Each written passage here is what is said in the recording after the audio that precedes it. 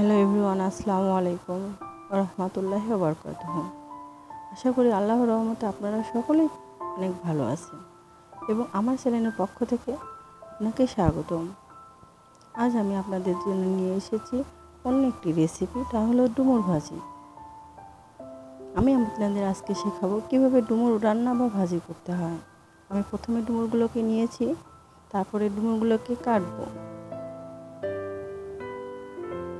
এবং কাটার পরে ভালো পরিষ্কার পানি দিয়ে, ঠান্ডা পানি দিয়ে ভালোভাবে ধুয়ে এটাকে হালকা সিদ্ধ করতে হবে এবং সিদ্ধ করার পরে পুনরায় আবার ঠান্ডা পানি দিয়ে পরিষ্কার করে নিতে হবে।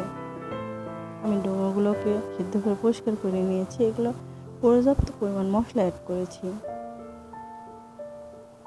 আমি প্রথমে একটা প্যানে মরিচ, কাঁচামরিচ, পেঁয়াজ এবং তেজপাতা এবং তেল দিয়ে নাড়ব, যেন এগুলো হালকা বাদামি রঙের আসে। আমি এখানে মশলাগুলো অ্যাড করব: কাঁচামরিচ, পেঁয়াজ, তেজপাতা, জিরা গুঁড়া, হলুদের গুঁড়া, মরিচের গুঁড়া, লবণ, দারচিনি, এলাচ এবং গোটা রসুন। এটা চাইলে আপনারা অ্যাড করতে পারেন, কারণ রান্নার ফ্লেভারটা একটু ভিন্ন রকম আসে।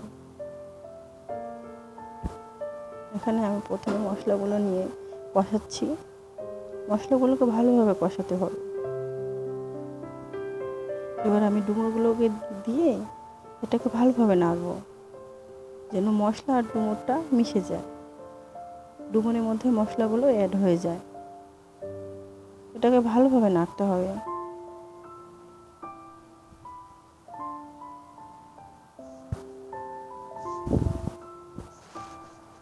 মনে রাখবেন, ডুমুর ভাজিতে যত পরিমাণ মশলা দিবেন তত পরিমাণ টেস্টি হবে।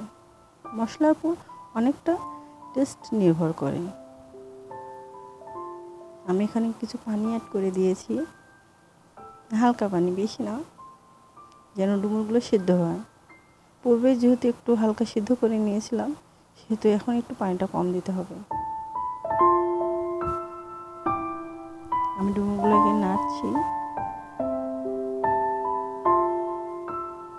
এভাবে কিছুক্ষণ পর পর ডুমুরগুলোকে নাড়তে হবে। দেখেন, এবার ডুমুরের কালারটা চেঞ্জ হয়ে আসছে। আপনারা চাইলে এতে একটু তেল অ্যাড করতে পারেন।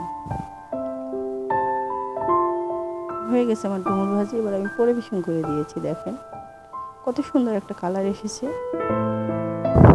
এবং ভিডিওটি দেখার জন্য আপনাকে ধন্যবাদ।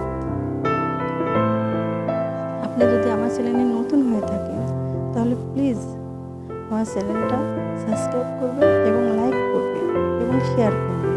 পাশে থাকা বেল আইকনটি ক্লিক করবেন, যেন ভিডিওটি সবার কাছে পৌঁছে যায়। ধন্যবাদ।